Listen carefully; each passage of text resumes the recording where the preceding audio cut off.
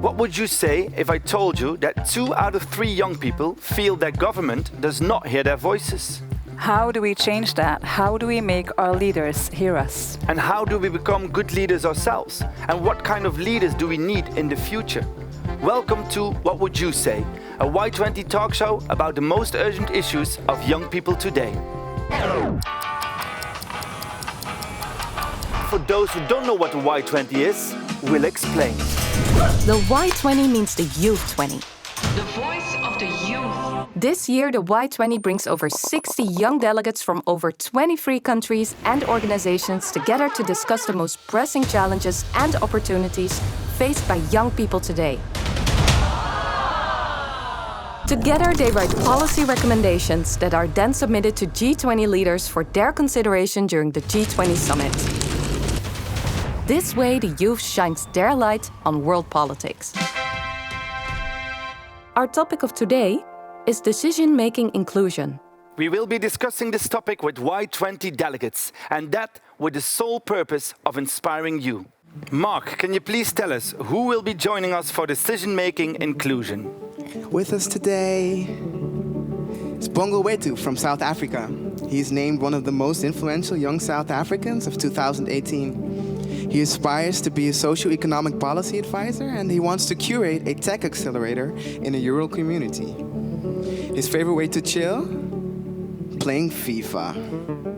Joining him from South Korea is Soojin. She's a double major in English education and policy studies. She wants to make a positive difference on an international level, and she has real athletic abilities. Our third delegate is Lauren Power from the United States. Lauren started her own consultancy firm in Texas, and at the moment, she's also doing research at the Tokyo University. Her favorite food? Kimchi nabe. Welcome. So, dear delegates, welcome from all over the world. Lauren, Suji, Bongo Wetu, so nice to see you. For all 3 of you, how come so few young people, and we are highly educated than ever, we can express ourselves better than ever, how come still so few young people get a seat at the table? Why do you think that is? Lauren, can I start with you? Certainly. I think that one of the things that defines this barrier is access and education. I think that people feel that they're not prepared in order to contribute at this high level. Of course, they most certainly are. Often the times when youth can contribute best, they're able to represent a difference. They're able to cause a disruption and an innovation. And I believe that this is something that needs to be encouraged at different educational levels, is to embrace that space of contribution and not to shy away from it. I think a second barrier has to do with the systems themselves. People are not necessarily encouraging of trusting youth to give them that space to sit in and have equal rights in decision making. Why don't they trust you? Where does the mistrust comes from? I think that the mistrust comes from placing a predominance of importance on experience, on proving that you're capable of doing something or achieving a particular outcome. Of course, youth can't necessarily compete with someone who's twice their age, but they do have the benefit of potential. And I think this is something that we need to devise better metrics to measure so that we can be able to provide ways of youth to contribute in these ways. Well, I really like how you pronounce experience and age. I mean, the best people who know what it is to be youth are youth. So I think youth are the most experienced at being youth at that time. So we can also say to those people, you don't have experience. We can say, I have more experience being youth at the moment than you have. So there's a way of fighting that back. Thank you so much, Lauren. Soojin, why do you think there's still so few people that have a seat at the table? My answer would be very similar to Lauren's, but I also think that it comes from the people's mindset that think that youth are not experienced enough to play an important role in the society, and especially myself coming from the culture, that culture in which the Confucianism is prevalent. So the old people, it's almost a hierarchical system. So like the younger people have to be polite and we have to show respect to older people. So older people dominate the society, I would say. Yeah. So it's really hard for youth to have a say in an important decision-making process. And also, if you think about it, youth are always busy making their own way to living and finding a job, looking for a way to live their lives. So there are a lot of things we have to figure out still, but the time is limited. So if we are focused on looking for a job, graduating, paying off the debt from paying the tuition, it is obvious. It is so obvious that we have little to no time to engage ourselves in decision-making processes. I understand. Time is a thing, finding your own way, let alone finding your way to a table and then a seat and then sit on it. And also the older generation who thinks I am older, so finally I'm at the position that you have to listen to me. I understand. You know what we're going to do? To inspire the viewers, we have two kinds of viewers at this moment. We have young people who want a seat at the table, and we have, let's say, slightly older people who maybe want to give younger people a seat at the table, but don't know always how to do it. Let's do a little, let's say, thought game where we make do's and don'ts when it comes to involving youth in decision making. So things that you, from your experience, Sujin, Lauren, and Bongolwetu, and actually Mark and Yusra, you can also join, things from your experience that you know these things work when it goes it's about youth involvement, and these things don't work. You can just say them, and Lala, can you write them down in a list? Then we make a beautiful list. Yes, Lala says yes. Okay, so what works, what doesn't work? Lauren, what is definitely a do if it comes to youth inclusion decision making? I think that you definitely need to include youth from conceptualization all the way through implementation. Don't just bring youth in as a token member to provide commentary. Have them actually be part of executing the task. Okay, very good. And for those who don't know what a token is, a token we mean just like a window dressing, right? We have a youth, right? And it's sitting there in the corner, so we are done. Check, right? That's a token. Okay, very good. Yeah. Bongolwetu, what would you say? A do or a don't that you say this has to be on the list? A do is education. So you definitely have to educate young people on the rules of engagement. Whatever platform you're trying to involve them in, you definitely have to educate them what the rules of engagement are. And that's been one of the things that has let young people become tokens and become window dressers to some of these tables, right? So definitely educate them. What you must never do to young people is don't impose ideas on young people. So when you involve young people, don't say that your role here is to execute A, Y, and Z, but give them the full palette and the blank canvas and let them run with it. And then you can steer here and there. Check. So, dear viewers that are a little bit older, don't impose your idea on young people and then say we came about this together, right? I know fathers who do that. I hope you're watching this. So, you have to do it. So, a do is educate, a don't is impose ideas. Sujin, what is a do, what is a don't when it comes to youth decision inclusion? I would like to say two do's.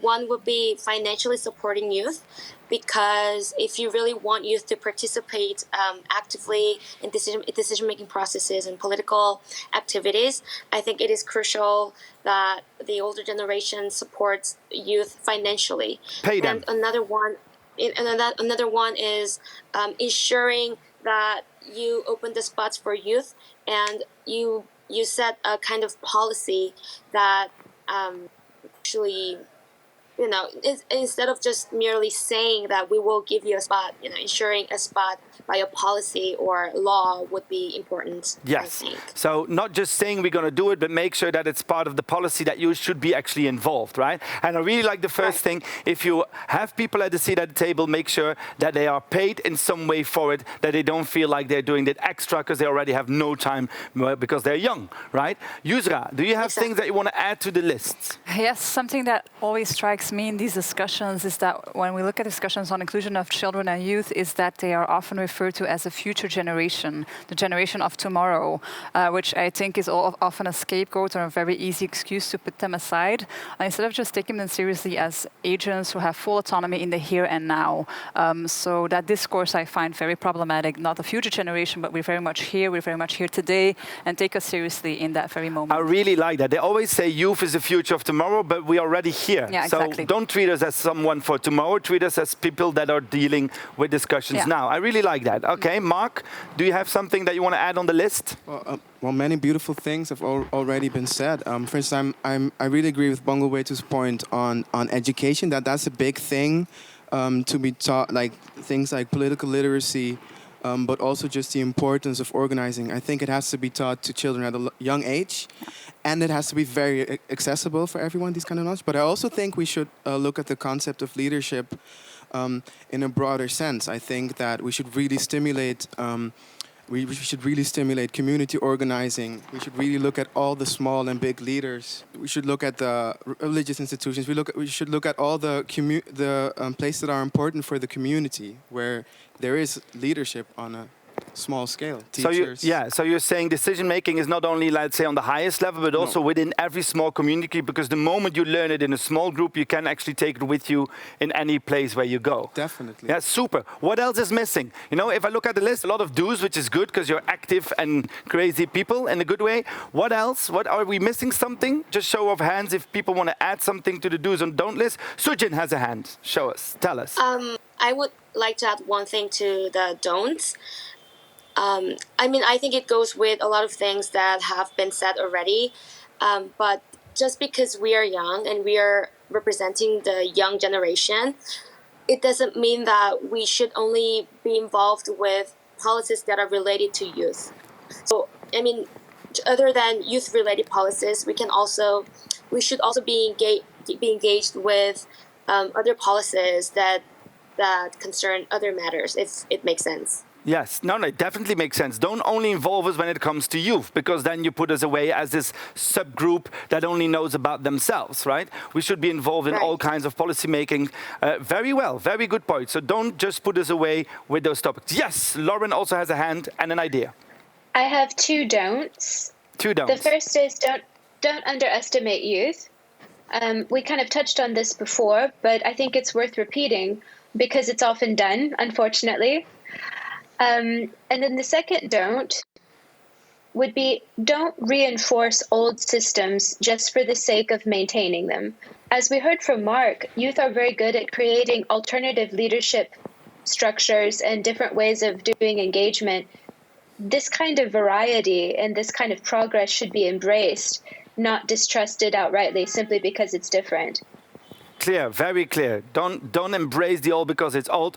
Bongowetu, yes? No, I was just going to piggyback off what Lauren said. I think it's also very important that you have a progression and a handover plan for the young people that you involve at whatever level. Because what we're seeing right now is that there's a lot of young people who go through certain systems, especially in the development space, where they're actively involved and they reach the age where they have to age out, either at 30 years old, and then they can't integrate back into society. So we have to find a way to professionalize the process of youth becoming involved in decision-making at certain levels, but also create some sort of institutional memory for this reform that we've started, so that other young people who come into this space don't have to start back at the bottom again.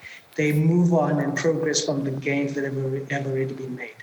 Very good. Absolutely. Institutionalize it as well. I would like to add a last point to all the young viewers here. Don't underestimate yourself, right? I think this is also very important. Don't think I'm just young, right? Don't be arrogant, by the way, but never be arrogant, right? Don't overestimate, but never think I'm just young, so I can't do it. Your youth has nothing to do with the fact you can or can't do. There's only 3 people, always 3 of them, who are arrogant. So for those, don't be. But the rest, just, give yourself a heads up. You can do many things, and if you fail, it's no problem, right? Okay, I want to continue. Are there any good examples? Because I think it's important to have good examples, right? Because now we have these policies, we have ideas, but do you have, and we only have time for one each, do you have maybe an example to make it concrete where it works, the involvement of youth in decision making? Let's start with Bongowetu. Yeah, if we look at the program of the United Nations Populations Fund Youth Advisory Panel, that's an advisory panel that works in tandem with the UNFPA's technical team. So that is the UNFPA. They work actively within the UN system. They work in looking at the framework that UNFPA creates with the countries. I was part of the Youth Advisory Panel for 5 years in Southern Africa. And it was a great way for us, firstly, to be exposed to the UN system, but it was also a great way for the UN to introduce to South African government a new way of working with youth people. Is that also the little clip you showed us? Is it from that project? You gave us a little clip. Is it from that project that you're describing now? You know what? Let's play the clip for some energy. I really like the music you guys put under there.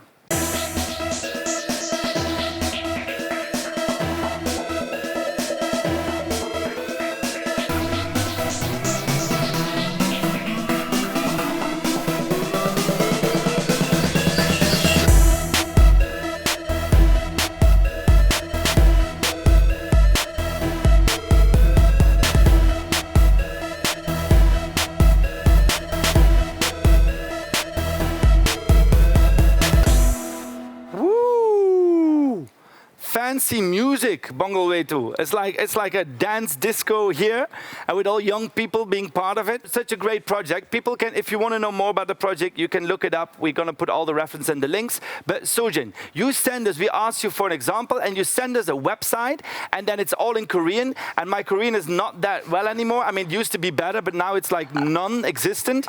Can you tell us, what do we see here on this picture? Okay, so it's a website for the institution called Youth Participation Committee. So it's an institutional organization designed to allow youth in their adolescent years specifically to participate in the process of creating and promoting youth policies of the government.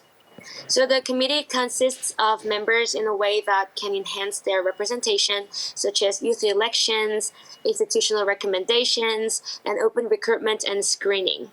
So the committee has been basically providing youth of Korea aged from 9 to 24 with the platforms where they can actively engage themselves with the decision-making processes. One of the programs the committee has set up is a system called White Change, which enables youth to formally suggest their policy ideas and to have them heard by governmental officials. Okay, just to understand, the young people can give advisory, and then the politicians have to listen. Do they have to do something with that advice, or can they say, great, see you next year? Well, that's the thing. They have to consider the policy ideas and suggestions. Yeah. So I mean, this committee was set up by the central government. So it's meaningful that because it ensures the inclusion of youth in the decision-making process of the society at the governmental level. But still, I mean, as you pointed out, it's true that we cannot force the politicians to take it. But what is great is that you learn how decision-making process works. What we heard, education is important. You meet each other. You can actually see and meet the politicians. They get the input, and they can listen to it and at least change something. So it's already almost all the way there, which is great. Thank you, Sujin. And then Lauren, you also had an example. Please, what is it about? So I've decided to speak about the Global Shapers and Speak Your Mind campaign. This is a campaign that was made with youth in mind by youth. It's meant to highlight resiliency and mental health around the world. And it's becoming more of an issue to develop resiliency pipelines during this COVID-19 days, where so many youth have so many stressors and uncertainties in the future. So this is an opportunity through this campaign to create more solidarity and move your body to support this global movement to get people out and get people supporting mental health. Yes. And I really like what you say. It doesn't always have to be in parliament on policy levels. The idea is that, and what also Mark said, on many different community levels, many different levels, as youth, you can have a say. Even where they don't listen, you can use the internet, come together, start your own campaigns. This one is a very good example. We also have a video because we want to move our bodies while thinking about mental health, of course, as well. So here's the clip. The world is talking about mental health. But talking is not enough. We need movement on mental health. Most people cannot access mental health support. Up to 90% are not able to receive the care they need, especially in low and middle income countries. In 10 years, depression will put more burden on our nations than any other disease. And the COVID-19 pandemic has made things even worse. This World Mental Health Day, the world will come together to move for mental health, move for investment, for access to support, for rights. Move with me in the world's first virtual 24-hour global march for mental health. It's time for leaders to hear our call. It's time to move for mental health. Wow, Lauren. Wow, very beautiful. I really like that young people work together to tell other young people, let's do something. But not only young people. If you see this campaign, it's for all kinds of people. Kimberly, I believe we have a question from the viewer. Well, no, not a question, but our viewers mentioned some great examples. They mentioned youth parliaments in different countries around the world, such as Canada, Indonesia, New Zealand, just to name some that came by. Oh, that's it. Well, I really like it's sort of the thing that we have with Korea, the fact that people all over the world are organizing themselves and talking to the policy leaders. Yusra, you're also in Flanders, as we're the part of Belgium that we live in. In Flanders, you're part of the Youth Council. What do they do, and do they have any influence? I would say they have influence. I'm part of the electoral committee, so I'm watching over the electoral process, and I would say they have influence because they have an official advisory function to the parliament, and I think that touches upon a point that Bongolwetu and Lauren made, that these platforms and mechanisms of youth inclusion should move beyond mere advisory functions or mere implementation, but really put youth at the drawing board, and I think that is a condition to make things valuable. Yes, put us at the drawing board because we are not the future, we are the present, with more than half of us running the world already, actually. Well, we have to say goodbye now because this is all the time we have. Mark, can I get some music while we wave? Thank you so much for joining us. All over the world, South Africa, Korea, all over the world, goodbye. Bye. If you enjoyed watching this episode and you want more, which you do want, we have 6 other episodes waiting for you. So make sure to check out the website, tune in and stay inspired, because we need young minds to change the world. My name is Lucas. Mine is Yusra. And we thank you so much. Bye. Thank you. Bye.